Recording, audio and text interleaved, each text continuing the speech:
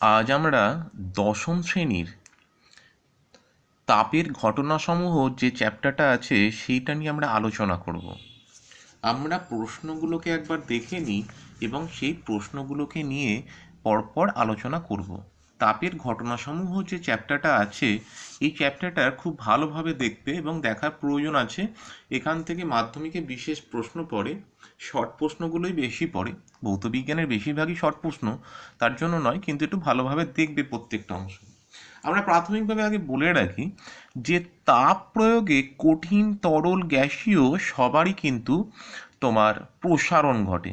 আমরা আগেই দেখেছি গরুর গাড়ির বের পড়ানোর ক্ষেত্রে থেকে হিসাব করে অন্যান্য বিষয়গুলোরও ক্ষেত্রে রেল লাইনের মাঝে ফাঁক রাখা হয় এই একই কারণে। কিন্তু গ্যাসীয় পদার্থের উষ্ণতার পরিবর্তনে প্রসারণ অনেক বেশি এবং কঠিন পদার্থের কম হয়, কিন্তু আপেক্ষিক দৃষ্টিতে আমাদের কম বলে মনে হলেও আমরা সার্বিকভাবে যদি দেখি নির্দিষ্ট পরীক্ষার মাধ্যমে, তাহলে দেখব কিন্তু উষ্ণতার পরিবর্তনে অর্থাৎ উষ্ণতা বৃদ্ধি করলে কঠিন পদার্থেরও যথেষ্ট প্রসারণ ঘটে। সেইগুলো নিয়ে আমাদের আজকে আলোচ্য বিষয়। প্রথমে আমরা দেখে নিই, আজকে আমরা প্রশ্নগুলো পরপর দেখব। দ্বিধাতবপাত। দ্বিধাতবপাত কি? দুটি আলাদা আলাদা ধাতু, দুটি আলাদা আলাদা ধাতুর যদি পাত আমি নিই, 1 নম্বর প্রশ্নটাই দেখছি। তো দুটি আলাদা আলাদা ধাতুর, এটা 1 নম্বর বলে লিখছি, এটা রাফ করে করছি, তোমরা ভালো করে দেখবে। দুটি আলাদা আলাদা ধাতুর ধরো এরকম আমি পাত নিলাম, দেখো দুটো আলাদা আলাদা, হ্যাঁ, একটাকে এরকম এরকম করে দিচ্ছি, দেখতে সুবিধা হবে। এই পাত দুটোকে রিভেট করে একদম সলিডভাবে আটকে দেওয়া হলো। রিভেট করে মানে একদম পুরো নাট বোল্টের মাধ্যমে রিভেট করে পুরো সিল করে দেওয়া হলো। সিল করে দেওয়ার পর যদি আমি এখানে তাপ প্রয়োগ করি, কি প্রয়োগ করব? তাপ, হিট লিখলাম, তাহলে তাপ প্রয়োগ করছি। তাপ প্রয়োগ করলে দেখা যাচ্ছে যে এটা বিকে যাচ্ছে। কেমন? তাহলে এই যে বিশেষ এক প্রকার এই পাত দুটোকে একসঙ্গে একত্রিত করে যে পাত যুগ্ম তৈরি করা হয়, তাকে আমরা কি বলবো? দ্বিধাতব পাত। এবং এতে তাপ প্রয়োগ করার ফলে পেকে যায়। দুটো আলাদা আলাদা হিসাবে ধরি, আমি ধরলাম এটা পিতল আর নিচেরটা দেখলাম লোহা। তাহলে যেই আমি তাপ প্রয়োগ করব, এই যে তাপ প্রয়োগ করলাম, তো দ্বিধাতব পাতটা কি? দুটো পাত, দুটো আলাদা আলাদা ধাতুর সমান বেধ সম্পন্ন, সমান দৈর্ঘ্য এবং সমান প্রস্থচ্ছেদ বিশিষ্ট, সমান প্রস্থ বিশিষ্ট, একে নিয়ে আমরা রিবেট দিয়ে আটকে দিলে যে ধাতুর যে পাত যুগ্ম পাবো তাকেই বলবো দ্বিধাতব পাত। একে যদি তাপ দেওয়া হয়, আমি পিতল আর লোহা নিয়ে নিলাম, তাকে যদি তাপ দিলে দেখলাম এরকমভাবে বেঁকে যাচ্ছে। কিরমভাবে বেঁকে যাচ্ছে দেখো, এরমভাবে বেঁকে যাচ্ছে। নিচেরটা এরকম। একেই বলছে এই দ্বিধাতব তাপের পাতের একটা নির্দিষ্ট একটা প্রক্রিয়া, যে তাপ প্রয়োগে এরকম বেঁকে যাচ্ছে। এই ধর্মটা কিসের জন্য ঘটছে? এটা হচ্ছে ওপরে পিতল আর নিচে আছে লোহা। পিতলের উষ্ণতার পরিবর্তনে অর্থাৎ উষ্ণতা বৃদ্ধি পেলে এর প্রসারণ বেশি ঘটে এর তুলনায়, অর্থাৎ লোহার তুলনায় প্রসারণ যেহেতু বেশি ঘটে, তাই জন্য দেখা যায় যে পিতলের প্রসারণ বেশি ঘটে বলে বেঁকে যায়। লোহাটার পরিমাণ তুলনায় থাকে বলে কম থাকে বলে তোমার ওপরের অংশটা এরকমভাবে বেঁকে যায়। অর্থাৎ যার তোমার এই তাপ গ্রহণ ক্ষমতা যত বেশি, তাহলে তাপ বেঁকে যাওয়ার প্রবাবিলিটি তত বেশি।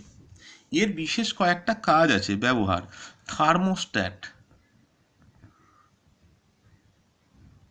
থার্মোস্ট্যাট যন্ত্রে ব্যবহার করা হয়। সবচেয়ে গুরুত্বপূর্ণ একটা কথা, থার্মোস্ট্যাট যন্ত্রটা কি?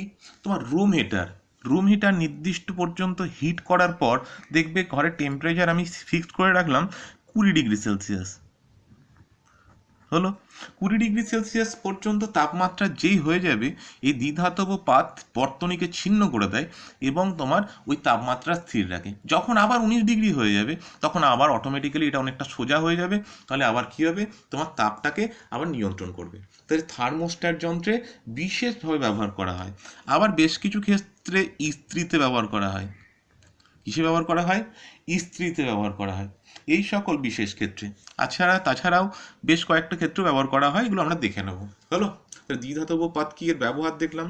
এবার সবচেয়ে গুরুত্বপূর্ণ বিষয় কঠিন পদার্থের 2 নম্বর প্রশ্ন, যেটা আমরা দেখি কঠিন পদার্থের, দেখো 2 নম্বর প্রশ্ন আমরা দেখতে পাচ্ছি, কঠিন পদার্থের দৈর্ঘ্য প্রসারণ গুণাঙ্ক কাকে বলে এবং কঠিনের দৈর্ঘ্য প্রসারণ গুণাঙ্ক বা রৈখিক প্রসারণ গুণাঙ্কের রাশিমালাটি লেখো। খুব গুরুত্বপূর্ণ। আচ্ছা, আমরা 2 নম্বর প্রশ্নে যাচ্ছি। কঠিন পদার্থের দৈর্ঘ্য প্রসারণ গুণাঙ্ক। দৈর্ঘ্য প্রসারণ গুণাঙ্ক, দৈর্ঘ্য প্রসারণ কথাটা শুনেছি, এর সঙ্গে আবার গুণাঙ্ক যুক্ত হয়েছে। সেটা কিভাবে আমরা ব্যবহার করে কিভাবে লিখতে পারি আমরা একটু দেখে নিই। একটা কঠিন পদার্থ দেখা যাক, ধরো এরকম একটা কঠিন পদার্থ আছে, একটু মোটা করে আঁকলাম বা ব্যাকাটারা যা হলো, এটা অ্যাপ্রক্স একটা কঠিন পদার্থ লোহার, বুঝেছি? একে তাপ প্রয়োগ করলাম, তাপ প্রয়োগ করার ফলে দেখলাম এতটা বেড়ে গেছে, বুঝেছি? এই প্রসারণটা তাপমাত্রার পরিবর্তনে কতটা বৃদ্ধি পাচ্ছে, অর্থাৎ একক দৈর্ঘ্যে কতটা বৃদ্ধি পাচ্ছে, সেইটাকেই বলবো আমরা কঠিনের কি বলবো, দৈর্ঘ্য প্রসারণ গুণাঙ্ক। তাহলে কি লিখবো, দেখো প্রতি ডিগ্রি উষ্ণতা পরিবর্তনে বা বৃদ্ধিতে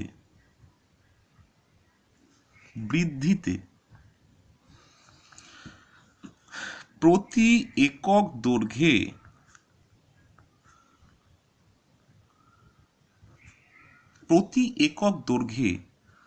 কোনো কঠিন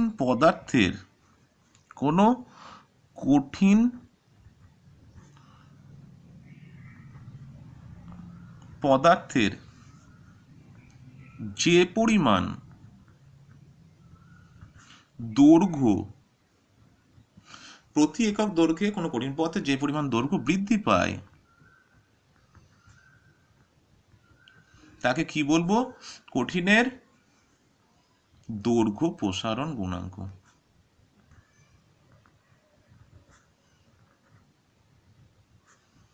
একে আলফা দ্বারা প্রকাশ করা হয়। এই সমীকরণটা কিভাবে পাওয়া যায় সেটা একবার দেখে নাও। সমীকরণটা ডাইরেক্ট আমাদের বইয়ে কেবলমাত্র দেয়া আছে। ধরলাম এইটা যখন প্রাথমিক অবস্থায় ছিল, ধরো যখন এখানে তাপমাত্রা ছিল T1, তখন এর দৈর্ঘ্য ছিল L1, বুঝেছি? এবার একটু ভালো করে দেখো, এবার এখানে তাপমাত্রা পরিবর্তন করেছে, অর্থাৎ তাপমাত্রাটা বাড়িয়ে আমি T2 করলাম, হয়েছে? দৈর্ঘ্য তোমার কতটা হলো, এখান থেকে গোটাটা একদম পুরো এখান থেকে এই অংশটা L2 হলো। তাহলে এখানে দেখা যায় যে তোমার প্রাথমিক দৈর্ঘ্যের সঙ্গে তোমার কতটা দৈর্ঘ্য বৃদ্ধি পেয়েছে তার একটা নির্দিষ্ট সম্পর্ক দেখা যায়। L2 মাইনাস L1, দেখো এটা দৈর্ঘ্য বৃদ্ধি তোমার প্রাথমিক দৈর্ঘ্যের সঙ্গে সমানুপাতিক হয়। এটা সমানুপাতিক চিহ্ন, সরি এটা প্রাথমিক, এটা L1 হবে, হলো। আবার দেখা যায় এই দৈর্ঘ্য বৃদ্ধি তোমার তাপমাত্রার অর্থাৎ উষ্ণতার পার্থক্যের সঙ্গে সমানুপাতিক হয়। দেখো এটা উষ্ণতার পার্থক্য, কতটা উষ্ণতা বৃদ্ধি পেয়েছে, তার উষ্ণতার পরিবর্তন। তাহলে আমি এটা এইভাবে লিখতে পারি, L2 মাইনাস L1, এই সমানুপাতিক চিহ্ন তুলে দিলে এরকম হচ্ছে, দেখো L1 into T2 minus T1, বা এই সমানুপাতিক চিহ্ন তুললে একটা ধ্রুবক পদ দিয়ে গুণ করা হয়, সেটা আলফা দিয়ে গুণ করা হয়েছে। তাহলে L2 মাইনাস L1 সমান alpha into L1 into T2 minus T1, হলো। অতএব আলফা সমান, যেটা আমাদের দেখানো হয়েছে সমীকরণটা, আলফা সমান L2 minus L1 by L1 into T2 minus T1। এইটাই দেখো সমীকরণটা বলা হয়েছে, হয়েছে? এই সমীকরণটাই তোমাদের বইয়ে ডাইরেক্ট দেওয়া আছে। এই সমীকরণের সাহায্যে প্রয়োজনীয় অঙ্ক, ম্যাথামেটিক্যাল গাণিতিক সমস্যা আমরা সমাধান করতে পারি। তাহলে আমি এটা কীভাবে পেয়েছি জাস্ট তোমাদেরকে একবার দেখিয়ে দিলাম, হলো। এই তাপমাত্রার পার্থক্যটাকে যদি আমি শুধু টি ধরি, দেখো আর একটা সমীকরণও পাওয়া যায়, তাহলে সেই সমীকরণটা আমাদের পরবর্তীতে কাজে লাগতে পারে একবার। তাহলে আমি এটা এইভাবে লিখতে পারি, অতএব আলফা সমান L2 minus L1 by L1 into T হবে। কি লিখেছি এখানে পাশে লিখে রাখি, T2 minus T1 equal to টি ধরেছে, হলো তাপমাত্রার পার্থক্য, কোনাকুনি গুণ করছে। তাহলে L2 মাইনাস L1 সমান কত, L1 আলফা টি হবে। এখানে একটা কাজ করি, L2 সমান L1টাকে এদিকে নিয়ে যাই, তাহলে L1 মাইনাস L1 সরি এটা প্লাস হবে আলফা টি, বা দেখো এই সমীকরণটা থেকে আর একটা সমীকরণে আসছি, এটা পরবর্তীতে প্রয়োজন হতে পারে। অতএব L2 সমান L1টা কমন নিয়ে নিলাম 1 প্লাস আলফা টি, এই সমীকরণটাও ব্যবহার করা হয়। হলো, কি করলাম বোঝা গেল। পরবর্তী স্টেপটা দেখো, পরবর্তী স্টেপে কি বলেছে, ইহার রাশিমালাটি হলো কঠিনের দৈর্ঘ্য প্রসারণ গুণাঙ্কের, দেখো রাশিমালাটি বার করে নিয়েছি, কঠিনের দৈর্ঘ্য প্রসারণ গুণাঙ্কের একক ও মাত্রা লেখো। এই যে এককটা লিখি, সমীকরণ কিন্তু এইটা হলো, এই সমীকরণটাকে কাজে লাগিয়ে আমি পাশে এখানেই করছি, তাহলে বুঝতে সুবিধা হবে। দেখে নাও, তাহলে আমি এখানে বেঁকেই করছি, ভালো করে দেখো। আলফা সমান এটা, তাহলে আলফা সমান দেখো L2 মাইনাস L1 মানে হচ্ছে দৈর্ঘ্যের একক, আমি শুধু দৈর্ঘ্য বলে লিখলাম, বাই L1 মানেও দৈর্ঘ্যের একক, তাহলে শুধু দৈর্ঘ্য বলে লিখলাম। আর T2 মাইনাস T1 মানে শুধুমাত্র তাপমাত্রার একক। এই দৈর্ঘ্য কেটে যাবে, দেখো শুধু তাপমাত্রা 1 বাই তাপমাত্রা হচ্ছে না, 1 বাই তাপমাত্রা যদি উপরে তোলো কি হচ্ছে, তাপমাত্রা টু দি পাওয়ার -1। বোঝা গেল? তাহলে এর এককগুলো খুব সহজেই আমরা নির্ধারণ করে নিতে পারবো। কীভাবে নির্ধারণ করে নিতে পারবো ভালো করে দেখে নাও, কীভাবে নির্ধারণ করতে পারি। তাহলে এই সূত্র থেকে দেখো, সিজিএস পদ্ধতিতে কঠিনের দৈর্ঘ্য প্রসারণ গুণাঙ্ক, এর একক কি হচ্ছে degree Celsius to the power -1। SI পদ্ধতিতে kelvin to the power -1। Fahrenheit স্কেলে অর্থাৎ এফপিএস আলফার একক কত, degree Fahrenheit to the power -1। দেখো তিনটে ক্ষেত্রেই আমরা দেখে নিতে পারলাম। এর মাত্রা এখান থেকে বার করে নিতে পারবো। দেখো মাত্রাটা কি, তাপমাত্রা টু দি পাওয়ার -1, তোমার থিটা টু দি পাওয়ার -1, এটা সম্পূর্ণ নতুন একটা পার্ট, অথবা কে টু দি পাওয়ার -1ও লেখে। তাহলে এর মাত্রাটা এটা কিংবা এটা। যে কটা প্রসারণ গুণাঙ্ক নিয়ে আমাদের সিলেবাসে আলোচনা বিষয় আছে, সবগুলোরই একই বিষয় আছে। হলো, তাহলে আমরা কঠিনের ক্ষেত্র প্রসারণ, দৈর্ঘ্য প্রসারণ গুণাঙ্ক সবই দেখে নিলাম। হলো, পরবর্তী স্টেপ যাব।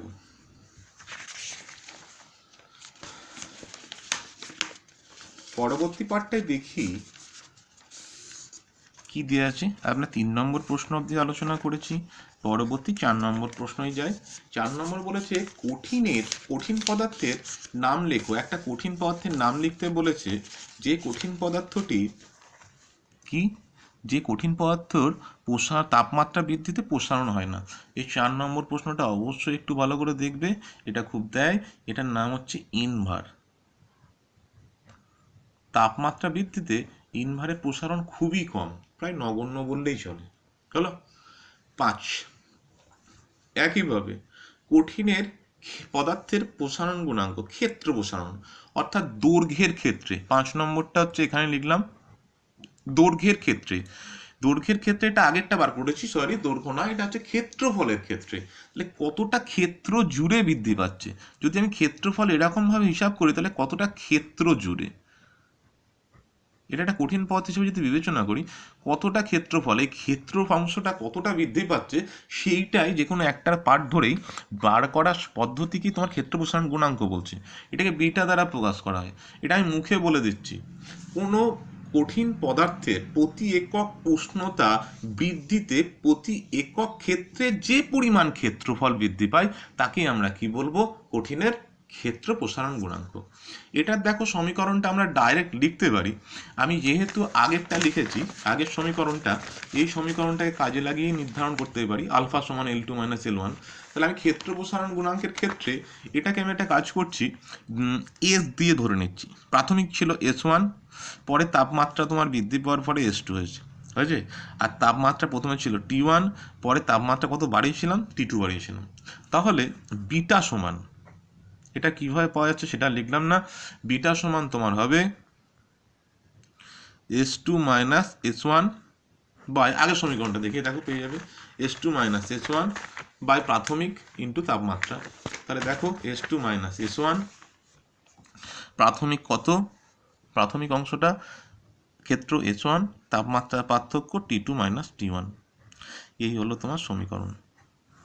এই সমীকরণটা থেকে আগের মতো এই T2 মাইনাস T1 যদি আমি এটা পার্থক্যটা করি, তাহলে দেখা যাবে তোমার বিটা সমান, যদি T2 এর সমান T ধরি, তাহলে বিটা সমান আমি লিখতে পারি S2 minus S1 by S1T হলো, বা একবারে লিখছি S2 সমান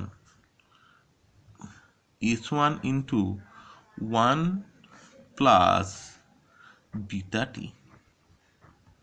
এই সমীকরণটাও তোমার ব্যবহার করা হয়ে থাকে, বেশি দরকার তোমাদের জন্য এটা হলো। এর একক এবং মাত্রা দৈর্ঘ্য প্রসারণ গুণাঙ্কের যা করেছো সব এক, θ⁻⁻1 মাত্রা, আর এককও যা করেছো একক তাই হলো। আচ্ছা, কোনো কোনো ক্ষেত্রে, আচ্ছা পরে বলছি কোনো কোনো ক্ষেত্রের অংশটা। একইভাবে আমরা একটু নিচের দিকে যাই, কঠিন পদার্থের আয়তন প্রসারণ গুণাঙ্ক কাকে বলে? এবার আয়তন সামগ্রিক এই গোটা অংশটা ভলিউম, এটাকে ভি দ্বারা প্রকাশ করা হয়, ঠিক আছে। 5-এর পরে 6 নম্বর কোশ্চেনে যাচ্ছি। 6 নম্বর প্রশ্নটার ক্ষেত্রে একইভাবে দেখব। 6 নম্বর হচ্ছে তোমার কি, 6 নম্বর কঠিনের আয়তন প্রসারণ গুণাঙ্ক। দেখো এটা যদি আমি গোটাটাকে আয়তন হিসাবে যদি আমি কল্পনা করে থাকি, কতটা অংশ কতটা স্থান জুড়ে আছে, প্রাথমিক আয়তন যদি V1 এবং পরবর্তীতে যদি তোমার তখন তাপমাত্রা ছিল T1, V2 এবং পরে তাপমাত্রা যদি T2 হয়, তাহলে এই সমীকরণটাকে, প্রথম সমীকরণটাকে কাজে লাগিয়ে এটাকে বার করে নিতে পারবো। তাহলে আমি কাকে বলে একবার বলে দিই। কোনো কঠিন পদার্থের প্রতি একক উষ্ণতা বৃদ্ধিতে, প্রতি একক উষ্ণতা বৃদ্ধিতে প্রতি একক ভলিউম, ভলিউম মানে প্রতি একক আয়তনে যে পরিমাণ আয়তন বৃদ্ধি পাচ্ছে তাকে আমরা কি বলবো, ওই কঠিনের আয়তন প্রসারণ গুণাঙ্ক। এটাকে গামা দ্বারা প্রকাশ করা হয়, কেমন, গামা দ্বারা। তাহলে গামা সমান আমি এটা লিখতে পারি V2 minus V1 by V1 into T2 minus T1। এখান থেকেও আবার এই সমীকরণটা প্রতিষ্ঠা করতে পারি, দরকার নেই, এটা জানলে হবে। এরও একক এবং মাত্রা সম্পূর্ণ কঠিনের, আমি বারবার বলছি প্রসারণ গুণাঙ্কগুলি সবই মাত্রা এবং একক একই, কেমন, এটা কিন্তু অবশ্যই মনে রাখবে। এখানে একটা জিনিস দেখার দরকার আছে, এই আলফা বিটা গামা এর মধ্যে সম্পর্ক। আলফা মানে 7 নম্বরটা দেখি, আলফা বিটা আর একটা গামা। আমি একটা সম্পর্ক তোমাদের করে দিচ্ছি, সম্পর্কটা মনে রেখো, আমি তোমাদেরকে খালি বলে দিই। আলফা সমান বিটা বাই 2 সমান গামা বাই 3। এই সম্পর্কটা খুবই গুরুত্বপূর্ণ হবে। আবার অথবা এটাও আসে অনেক সমান, এটা তুমি যদি ইয়ে করে দাও, সমানটা পরিবর্তিত করে 3 দুগুণে 6, 6 দিয়ে গুণ করো, তাহলে 6 আলফা সমান 2 দিয়ে 3, তাহলে এটা হচ্ছে তোমার 3 বিটা সমান 2 গামা। এটাও ব্যবহার করা হয়, কি বললাম বুঝতে পারলে? তাহলে এটা তুমি কেবলমাত্র 6 দিয়ে গুণ করেছি, নিচের ভগ্নাংশগুলোকে তাড়িয়েছি। এটা বেশি দরকার, এটাও দরকার হয়, এটা শর্ট প্রশ্নের ক্ষেত্রে দেয় এই তিনটের মধ্যে সম্পর্ক। এই সম্পর্কটা কি করে পেয়েছি দেখাতে গেলে অনেকটাই অংশ লাগবে, তাও তোমাদেরকে একবার দেখিয়ে দিচ্ছি, দেখে নাও। দেখো এই আলফা বাই বিটা বাই 2 একটা পার্ট করছি, তাহলে বাকিটা আর করছি না। দেখো প্রথমে একটা সমীকরণ আমি তৈরি করেছিলাম, এই সমীকরণটা একবার দেখি। দেখো সমীকরণটা ছিল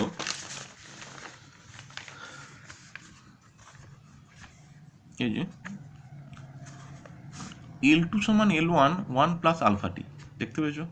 একটা L2 জায়গায় যদি আমি তাপমাত্রা তোমার এটা L1 প্রাথমিক তোমার যদি থাকে, সেই প্রাথমিক তাপমাত্রা আমি যদি তোমার এখানে 0 ধরি, আর তোমার যদি এখানে অন্তিম তাপমাত্রা T ধরি, তাহলে আমি একটা দেখো এখানে পাচ্ছি, একটা বিষয় পাচ্ছি। কি পাচ্ছি দেখো, আমি এটা লিখতে পারি LT সমান আগেরটার মতোই L0 1 প্লাস আলফা টি লিখতে পারি। আচ্ছা, আমি যে এখানে একটা পাত নিয়েছিলাম, এটা আয়তাকার যদি না ধরে যদি বর্গাকার হয়, তাহলে বর্গক্ষেত্রের ক্ষেত্রফলের সূত্র কি? বর্গক্ষেত্রের ক্ষেত্রফলের সূত্র বাহু স্কয়ার। তাহলে আমি এটা স্কোয়ার করে দিই। এটা স্কোয়ার করলে কি হচ্ছে দেখি, বা এলটি স্কোয়ার করলে তোমার এটা লিখতে পারি L0 তার স্কোয়ার 1 প্লাস আলফা টি তার হোল স্কোয়ার লিখতে পারি, বা এলটি তার স্কোয়ার L0 তার স্কোয়ার দেখো 1 plus 2 alpha T plus alpha square T square লিখলাম। দেখো আলফা স্কোয়ার টি স্কোয়ার, দেখো আলফা একটা খুব ক্ষুদ্র রাশি, আলফা স্কোয়ার টি স্কোয়ারটা আরও ক্ষুদ্র হয়ে যাবে বলে আলফা স্কোয়ার টি স্কোয়ার এটাকে উপেক্ষা করলাম। এটা তোমাদের সিলেবাসে নেই, তাই একবার বলে দিচ্ছি, উপেক্ষা করে পাই। তো এটা যদি উপেক্ষা করি তাহলে অ্যাকচুয়ালি হচ্ছে দেখো LT তার স্কোয়ার সমান L0 তার স্কোয়ার 1 প্লাস 2 আলফা টি। করা যাবে? করা যাবে না? তাহলে ভালো করে দেখো, আলফা টি স্কোয়ার মানে কি? এটা হচ্ছে তোমার টি তাপমাত্রায় দৈর্ঘ্যের স্কোয়ার। তাহলে আমি এটা যদি বর্গাকার ধরেছি, তাহলে এটার জায়গায় আমি ST লিখতে পারি। এটা সমান কি? এটা হচ্ছে দেখো দৈর্ঘ্যের স্কোয়ার, এটা প্রাথমিক দৈর্ঘ্য তার স্কোয়ার, তো এটার জায়গায় আমি S0 লিখতে পারি। তাহলে 1 প্লাস 2 আলফা টি হবে। এটা 1 নম্বর সমীকরণ করে রাখলাম। ক নম্বর? 1 নম্বর। এবার এটাকে দেখো, আমরা যে সাধারণ সমীকরণটা পেয়েছি কত, এ দেখো এটা S2 সমান ST করি, এখানে 0 করি, তাহলে আমি এটা লিখতে পারি 2 নম্বর সমীকরণ, যেটা ক্ষেত্র প্রসারণ গুণাঙ্কের ক্ষেত্রে এমনি পেয়ে থাকি, ST সমান S0 1 প্লাস বিটা টি, এটা 2। এবার 1 আর 2 আমি তুলনা করছি, বুঝেছি? কি লিখছি, 1 ও 2, সরি এটা 2, এটা আমি লিখেছিলাম তুলনা করে পাই। এটা তুলনা করে যদি পাই, একটু ভালো করে দেখো না, এই দিকেরটা তো কেটে গেল, এটা সমান এটা লিখলে S0 কেটে যাবে, সব কেটে যাবে। তোমার দেখো 2 আলফা সমান বিটা হচ্ছে, তাহলে অতএব আলফা সমান বিটা বাই 2 হচ্ছে। একটা পার্ট করলাম, তাহলে আলফা সমান বিটা বাই 2, এই যে লিখেছিলাম আলফা সমান বিটা বাই 2। তাহলে এটার সঙ্গে আবার আলফার সঙ্গে আবার গামা বাই 3রও এই একই প্রক্রিয়ার সাহায্যে তাপমাত্রা পার্থক্যের মাধ্যমে তোমার নির্ধারণ করা যায় গামা বাই 3। আমার এত ডিটেলসে মনে রাখার দরকার নেই, কেবল এই পার্টটা মনে রাখবো। বেশ হলো। এবার পরবর্তী ক্ষেত্রে যাই। পিতলের দৈর্ঘ্য প্রসারণ গুণাঙ্ক 19 × 10⁻⁶ আর ডিগ্রি সেলসিয়াস বলতে কি বোঝো? আচ্ছা, পিতলের দৈর্ঘ্য প্রসারণ গুণাঙ্ক, পিতলের দৈর্ঘ্য প্রসারণ গুণাঙ্ক তোমাদেরকে ক্ষেত্রে বলি, দেখো দৈর্ঘ্য প্রসারণ প্রতি একক দৈর্ঘ্যে যে পরিমাণ দৈর্ঘ্য বৃদ্ধি পাচ্ছে তাকেই তো আমরা দৈর্ঘ্য প্রসারণ গুণাঙ্ক বলছি প্রতি একক তাপমাত্রা বৃদ্ধির ক্ষেত্রে। তাহলে সেক্ষেত্রে আমি দেখি যে পিতলের দৈর্ঘ্য প্রসারণ গুণাঙ্ক 8 নম্বর প্রশ্নটা প্রতি একক, অর্থাৎ এখানে কিন্তু একক দিলে হবে না, সিজিএস পদ্ধতিতে এককটা আছে, দেখেছো? এটা যেহেতু সিজিএস পদ্ধতিতে আছে, তাহলে 1 সেন্টিমিটার, তাহলে 1 সেমি দৈর্ঘ্যের, ভালো করে বোঝো, 1 সেমি দৈর্ঘ্যের একটা পিতলের দণ্ড নিয়েছি। পিতলের দণ্ডটার কি হয়েছে তোমার 1 ডিগ্রি সেলসিয়াস উষ্ণতা বৃদ্ধির ফলে কতটা পরিমাণ বাড়বে? 19 × 10⁻⁶ সেন্টিমিটার কিভাবে বৃদ্ধি পাবে। কি লিখলাম বুঝতে পারলে?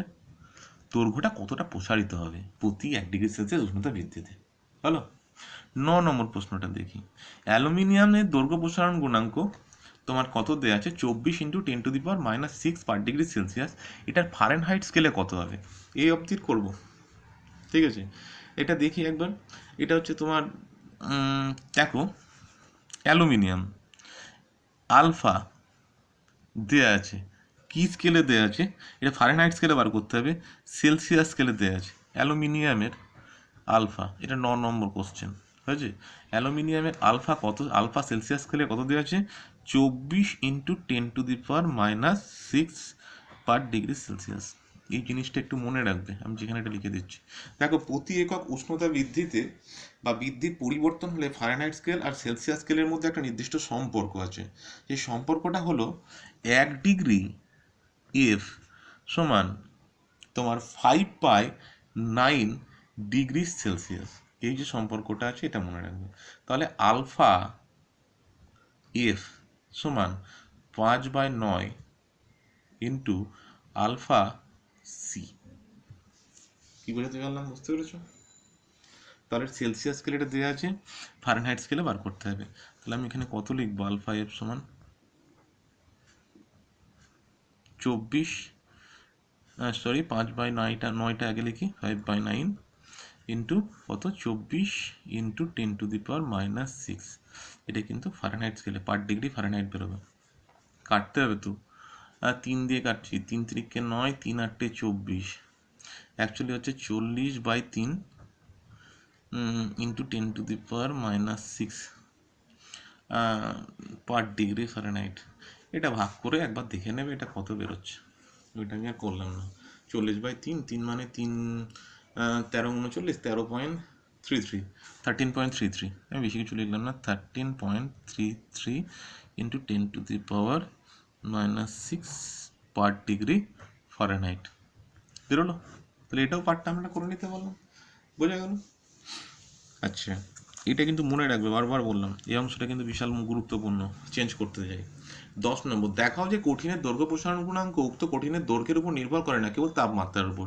দেখো, আমরা দেখেই নিয়েছি, আমরা আগেই দেখেছি। দেখো 10 অবধি করেই রাখছি। 10 অবধি আলফা সমান আমরা কি করেছিলাম, L2 - L1 by L1 × T2 - T1 হলো। তাহলে এখানে দেখো এটা দৈর্ঘ্যের একক, এটা কি লিখতে পারি, শুধু দৈর্ঘ্য বলে লিখলাম, দৈর্ঘ্যের একক। এটা নিচেরটা কি, এটা দৈর্ঘ্য, এটা দৈর্ঘ্যের একক। আর ওইখানে কি, এটা তাপমাত্রা একক, তাহলে এটা তাপমাত্রা বলে লিখি। তাহলে দৈর্ঘ্য দুটো কেটে গেলে কেবলমাত্র 1/তাপমাত্রা পড়ে থাকছে। তাহলে তো 1/তাপমাত্রা যদি পড়ে থাকে, তাহলে কেবলমাত্র ভালো করে দেখো যে তাপমাত্রার উপরে নির্ভর করে, অন্য কোনো বিষয়ের উপর নির্ভর করে না। কী বললাম, বুঝতে পারলে? কারণ এটা তাপমাত্রা টু দি পাওয়ার -1 হয়, উপরে উঠে গেলে। তাহলে কেবলমাত্র তাপমাত্রার ওপরেই নির্ভরশীল, অন্য কিছু বিষয়ের ওপর নয়। আজকে আমরা 10 নম্বর অবধিরই তোমার টাস্ক থাকলো। 10 নম্বর অবধিরই তোমরা ভালোভাবে মুখস্থ করবো এবং ভালোভাবে দেখবো। এবার আমি যে ভিডিওটা করলাম এটা কিন্তু ভালোভাবে দেখে পড়াটা মুখস্থ করে আমাকে কিন্তু তোমরা অবশ্যই পাঠাবে। আজকে এত অবধিরই থাকলো।